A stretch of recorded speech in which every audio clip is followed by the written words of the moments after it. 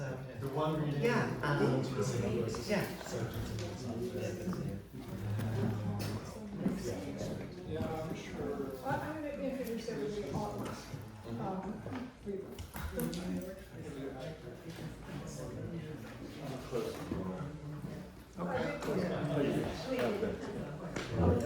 We're good.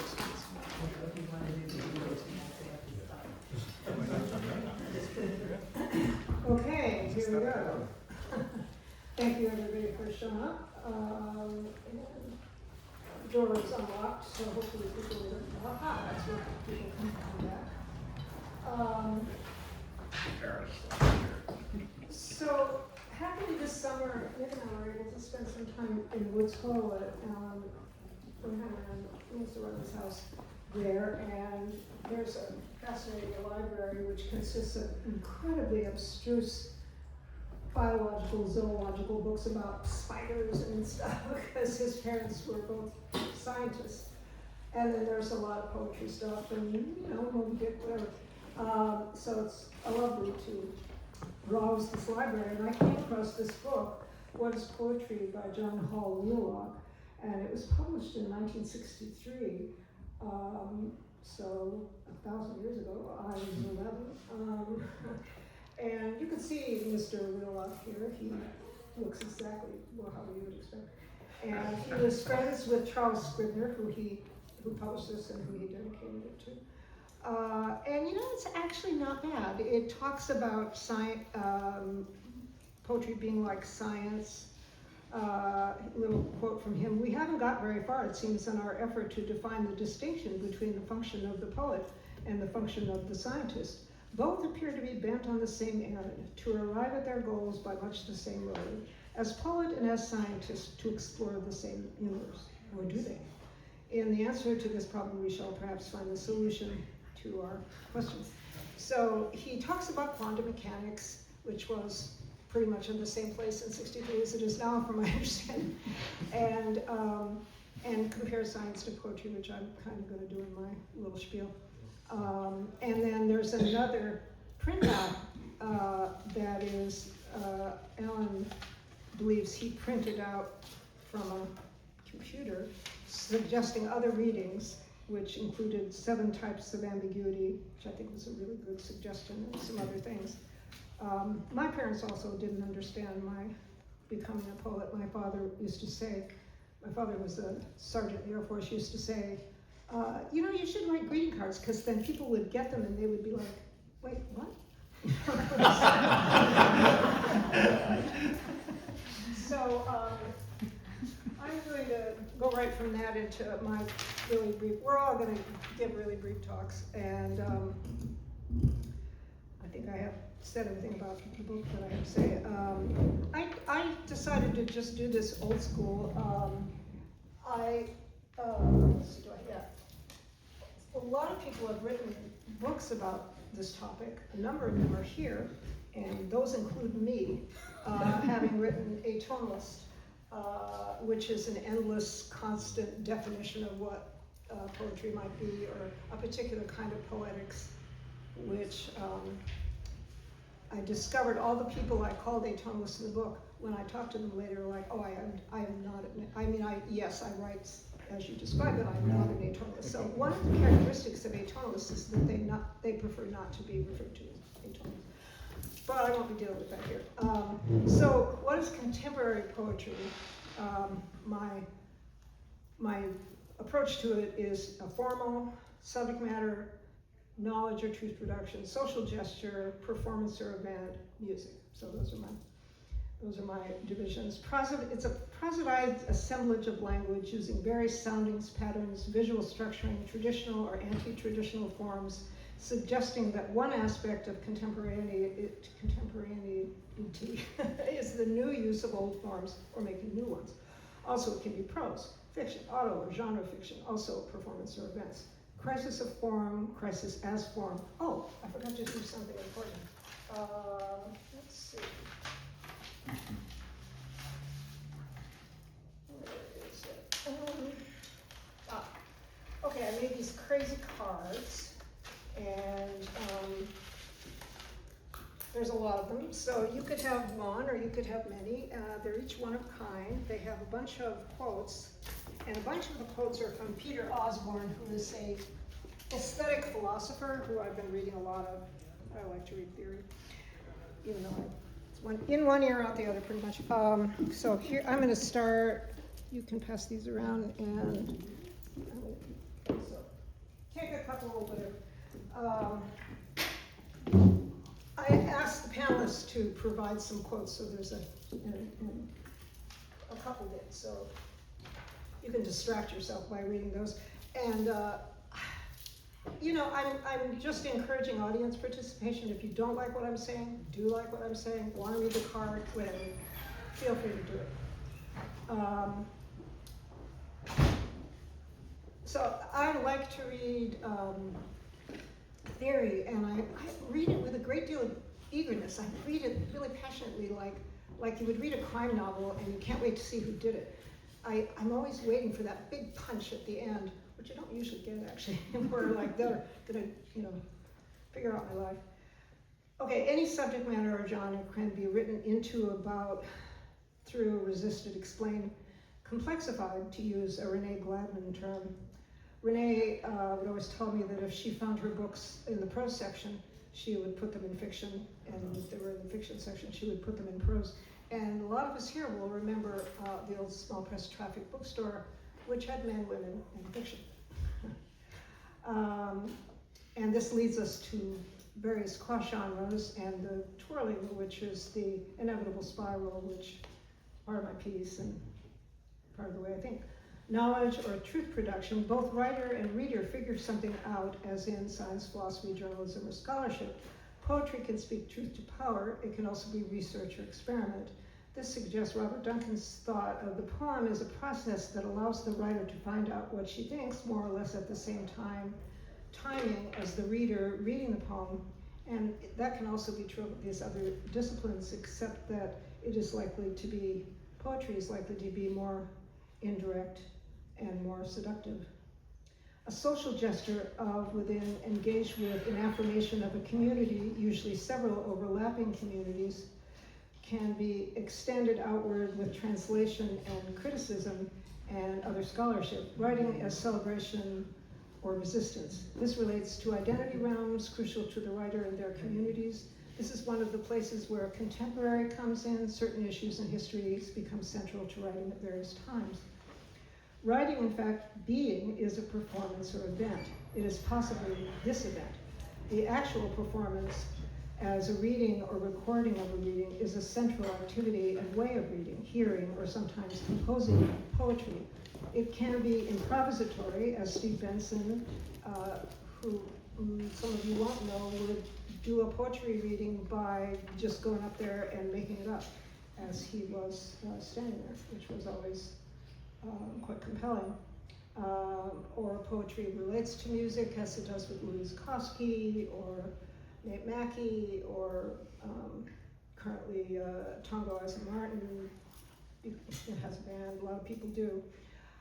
So thus poetry's ancient relation to music, sound production, adding or including the hypnotic, enthralling persuasiveness of music as in song or ritual, extending to the music connection to poetry, becoming mixed with, used in, with, and as other arts, as this installation, where the poem is literally cut up, so can't be read as presented except around the side on the flyer or on the site, which is partly about the spiraling downward spirals, storm and weather in politics, a spiraling crisis.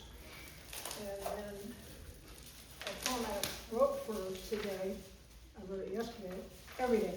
Poetry as event, including this event, these lines, that word, this question, your reading, my speaking, our connection with each other and ourselves, my first thought, your last word, spoken, broken, remade, broken again, lost, found, unfounded, foregrounded, easily and repeatedly, despite life, against death, for desire, absence, presence, place, play, all night, every day. Okay, so we're going to do this alphabetically for the rest of the panelists. Thank you, panelists, for showing up and for agreeing. I'm going to read all their bios, which are on the short side all at once. Brian Ang is the author of Totality Cantos, and he brought some, which he's selling or providing in some way. It came out from Atilos in 2022. His current project is called 1,000 Albums, which he describes as open to the totality of music. Pauline Kerschen is a fiction writer who I just convinced to come and talk about poetry, but she's poetic adjacent. And whose book, The Warm South, about what if Keats didn't die, won the 2020 Northern California Book Award. You're a founder, right? She's a founder and writer and editor for the excellent new publication, Oakland Review of Books. And Kevin Lowe is a composer, choreographer, writer, and artist who is part of Drought Spa with Alex Cruz. He has said at some point that he writes observational poetry. Ivan Sokolov is from St. Petersburg, where he published 5 books in Russian. I didn't know that till I Googled it today. He is a poet, translator, and scholar, and a great participant in and organizer and enthusiast of Bay Area poetry. And he's leaving tomorrow, right? Yeah, as I often do. He's leaving tomorrow to return to his current teaching job at Reed College in Oregon. And so we'll start with Brian.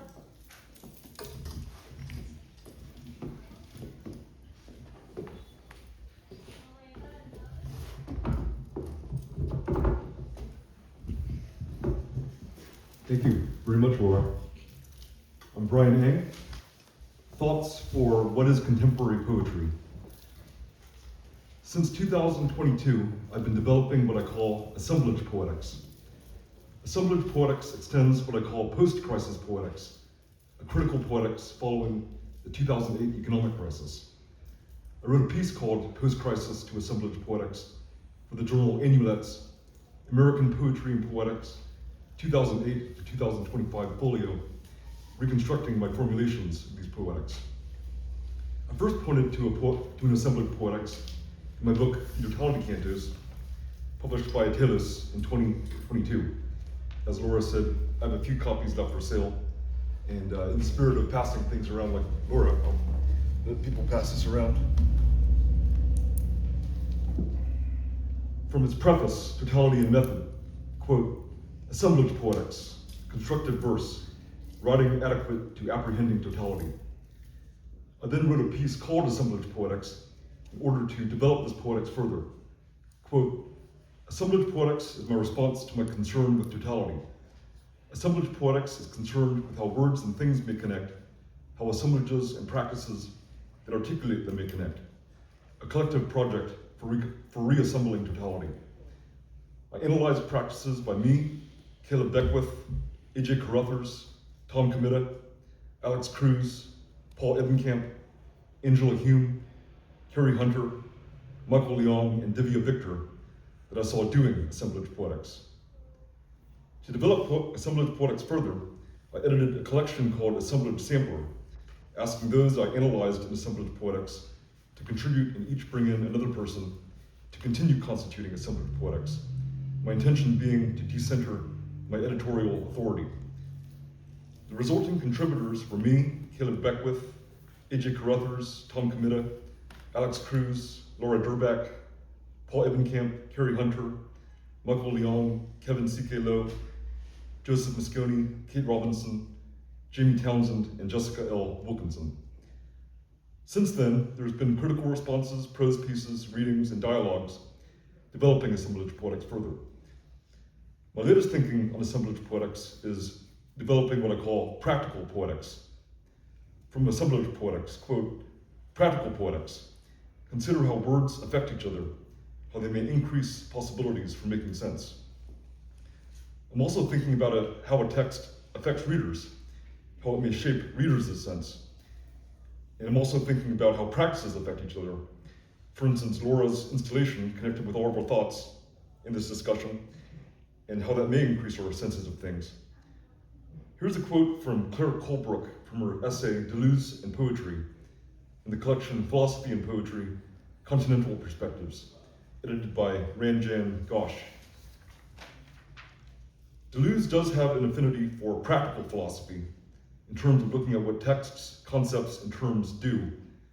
Practical has a sense of praxis, or an action oriented to the unfolding of a desire, toward what is not yet present. Praxis is not the opposite of poiesis, but its complement. From the strivings, desires, and forces of the world, unpredictable and deterritorialized creations emerge. Practical philosophy concerns what concepts may be created that would, in turn, expand what bodies can do. And for Deleuze, bodies are not necessarily organic bodies, but could also be bodies of work, such as a tradition of texts, social bodies, institutional bodies, and any other assemblages. Poetry, too, is practical in this creative sense. Creative not because creative writing expresses who I am, but because it creates new relations and allows for new forces, potentials, and bodies. And also, I want to lastly note, Paul Evankamp and I are hosting a session called Assemblage Practices on Saturday, August 29th, as part of the Bathers Library Summer Symposium, where we'll be continuing thinking about this with the audience at that. Can I just detach here? Okay, yeah, I think this is easier. You're reading with Paul Evankamp at Beta Symposium. I am also reading with Paul Evankamp at Beta Symposium. We're doing it. I think it's on that same Saturday. We're doing a panel on Gertrude Stein. So come get all your Paul Evankamp content with us. As if you're learning about what Gertrude Stein means? Sort of. It's Martina who's hosting the panel. Paul and I are supposed to explain Gertrude Stein to her. So, you know, if anyone else wants to come, like, help, you know, sub in and explain Gertrude Stein. Okay. So I didn't really prepare remarks. I'm just gonna run my mouth off for a few minutes, keeping an eye on the timer. So as Laura mentioned, I'm not a poet. I'm a fiction writer, a poetry adjacent fiction writer, whatever that means. I think it means that I like and admire poets, and I think of myself as being like I'm adjacent. I'm the next door neighbor. I hear the sounds that poets make over there, and I see the objects that they take up the stairs and bring out, and try to figure out what it is they're doing in there. But I'm not myself a poet, and I know because I've tried, as everybody has tried. And so, you know, to me, one interesting aspect of the question, what is poetry, is, well, what is the thing that I can't do with language? Why is it that the rabbit never comes out of the hat? It's just a hat. So when I was an academic, I was more, less than the theory, Deleuzian, continental type of philosophy. I actually got very interested in kind of Anglo-American philosophy of language, which is drier and, you know, has less pyrotechnics than continental philosophy. But am I too noisy? No, you're good. Okay. But I got a lot out of it. I spent a lot of time with Wittgenstein. I still think that Wittgenstein's saying and showing distinction is, you know, that statements both have a literal meaning in which you express something, and then there's whatever else language is doing kind of at right angles to the literal propositional meaning. What is it they show just by being there? What J.L. Austin would call the illocutionary force of just the performative aspect of language, or sonic, poetic, social, whatever. That is all also present. And, you know, to my mind, there is what seems to be important in poetry is that it is a means of deploying language in which the showing aspect, in which the aspect that is separate from propositional content is really foregrounded in some way. Now, I do mean this as a question of emphasis. It's the beautiful thing about language that there's kind of no such thing as just a barely literal sentence.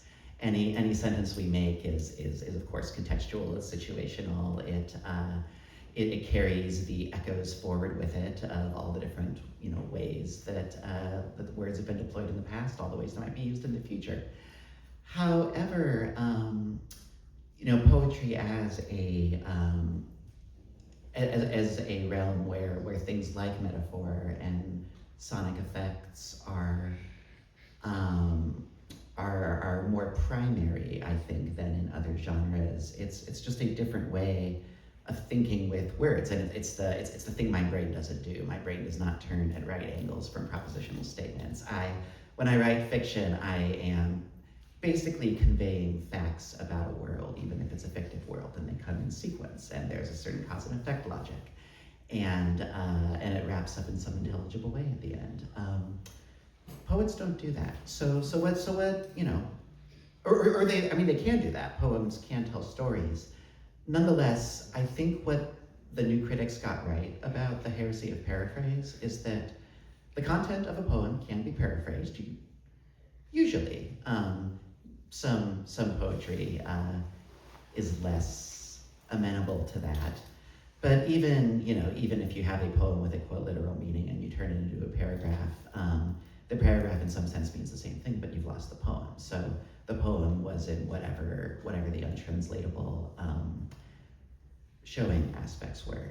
Donald Davidson, who was a philosopher of language that came after Wittgenstein, who I spent a lot of time with, has a theory of metaphor that I really like, where he says that basically metaphors do not mean anything in the limited sense of meaning that Anglo-American philosophers of language like to use. Specifically, it is not the case that a metaphor can be losslessly translated into a paragraph of arbitrary length, which will tell you exactly what the metaphor says. A metaphor is more like a picture, and a picture is not worth 1,000 words or 2,000 words or 1 word. Words are the wrong currency to exchange for a picture. What a picture does is it is suggestive, it is experiential, it can absolutely convey a kind of knowledge. However, it is not a translatable kind of knowledge into prose. And metaphor in David's view, David, like he's my best friend, in Donald Davidson's view, or generally, a lot of the aspects of poetry that I'm interested in, I think have a similar ontological status. It's the untranslatability I find really interesting. Okay, and running in. So given that poetry doesn't do that, what are some of the other things it does? Well, as far as the contemporary part, what interests me is that I think the contemporary moment is a moment in which a volume called What is Poetry? I cannot imagine that being published now. I don't think we think of poetry as a science where like universally applicable discoveries are made, or in which scientific type advance is possible. I think we think of poetry as being very plural at this point in our culture. There are poetries. They have a lot of different strategies. They come from a lot of different positions. And they are interestingly near the poet's own position or own experience. One of the things I have loved about being poet adjacent and going to like events like this one, events like what happens at Tamarack, is seeing the poets live and in person. And force of personality seems to me actually such an important part of how poetry is doing its job right now. I think poetry, as I've seen it practiced around here in Oakland, has a lot in common with stand-up. I think there is a real sort of force of personality, kind of oral live connection aspect to it that also really enjoys hanging around in the tension between the lyric subject, or whatever the speaker of the poem is, and the actual biographical poet who's standing there. It's like, am I telling you what I believe, or am I just doing a bit? I'm just doing a bit, or am I? Maybe I'm telling you what I really believe, and it's necessary, obviously, that poetry be able to be flexible and avoid being pinned down in that way. So these are some of the things that I enjoy in poetry, which I myself cannot do, but I'm so happy to be up here with y'all.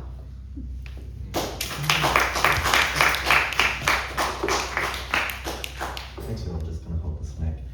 I was like, yes! And then you got to the stand-up part.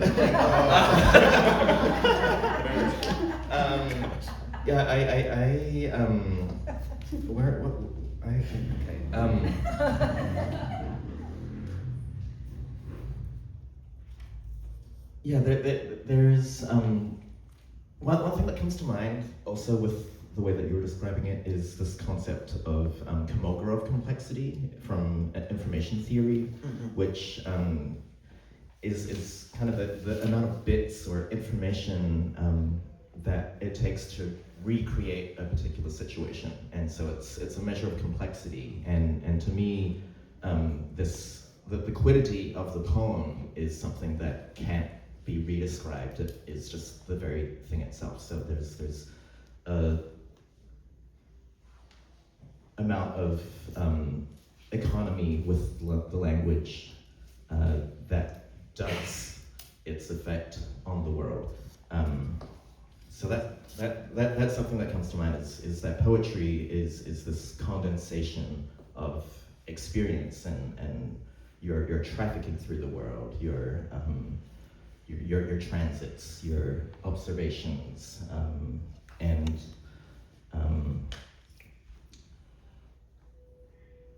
there's there is something to the stand-up part and the personality aspect of it, but I feel that we try to do more with our poetry than what stand-up does, and I think it's that kind of excess that is being brought in, whether it's the excess of our experience in the world or our excess of putting yourself in a position in the world that attempts to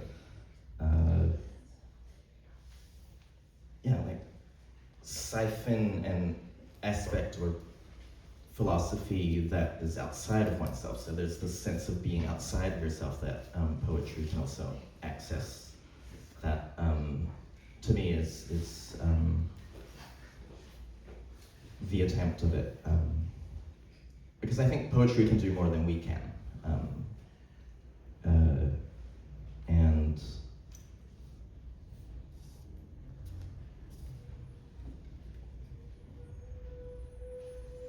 I mean, there's been a lot of yes so far, just kind of listening through this panel, a lot of agreement. I come from music, and dance is also part of my métier, and I see those as very inherently poetic practices as well. There's a sense of, there's no such thing as this kind of straight middle being carved as if you're the algorithm through the world. There's, I guess, this layer of the intentionality, the swerve that one produces through